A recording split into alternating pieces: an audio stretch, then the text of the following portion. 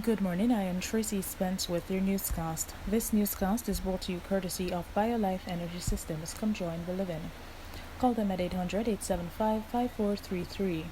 USA Credit Repair, the key to beautiful credit. You may call them at 800-786-1330. And Cruising with the Case Handler, a show on personal injury and immigration, weekdays 8:30 a.m. on Saturdays 7 p.m. and 12 noon on Sundays. Now for the news in details. A member of the medical fraternity is calling for the Jamaica government to bolster COVID-19 prevention measures with fines for those found in breach. The suggestion has come from Dr. Alverston Bailey, Associate Professor at UTEC's School of Public Health. Prime Minister Andrew Holness on Monday announced tighter restrictions following last week's revelation that Jamaica has entered the community transmission phase of the COVID-19 pandemic. Professor Bailey said while the measures are appropriate, more can be done to limit community spread. He also recommended that greater surveillance of persons in quarantine be done using electronic surveillance bracelets. Dr. Bailey said the government should establish personal protective equipment distribution sites throughout the country to ensure citizens have access to protective gear. In addition, he said field hospitals should be established as soon as possible to deal with the influx of COVID-19 patients. Former Prime Minister of Jamaica Bruce Golden on Monday said the Andrew Holness administration merited the second term it won last Thursday, but cautioned that it will be tough. Golden was among the handful of guests attending the ceremony which saw Holness being confirmed as chief executive for a third time until the Jamaica Labour Party trounced the opposition People's National Party at the polls last Thursday, winning 48 of 63 parliamentary seats. Holness had got his first term in office in October 2011, a month after Golden stepped down as Prime Minister and JLP leader.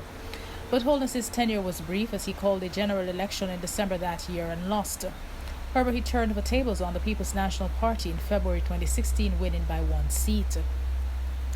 On Monday, in his first address to the nation as Prime Minister in his new term, Holness acknowledged the mammoth task facing his administration. Meanwhile, Jamaica's Health Minister Dr. Christopher Tufton has said adjustments are to be made to testing and workplace protocols now that the country has entered the community transmission phase of COVID-19. Dr. Tufton said the Health Ministry is working with the private sector and other stakeholders and will, over the next 2 weeks, unveil a series of protocols which will govern the new phase. Dr. Tufton said a communication program is also to be implemented in tandem with the new protocols. He noted that it could be 3 months before COVID-19 cases peak. Finally, the Jamaican government remains opposed to reinstituting a lockdown of the country as part of COVID-19 containment measures, but says the option has not been ruled out.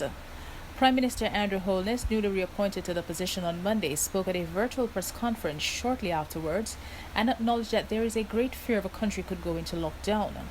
He said the government was not looking to impose one despite community spread of COVID-19 because of the possible devastating economic consequence.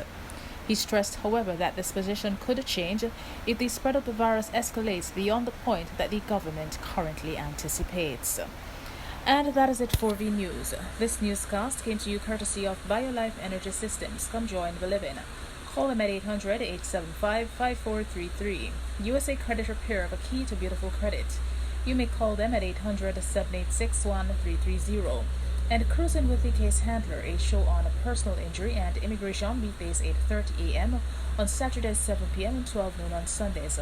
On behalf of the news and the production team, I am Tracy Spence. Do have a good morning.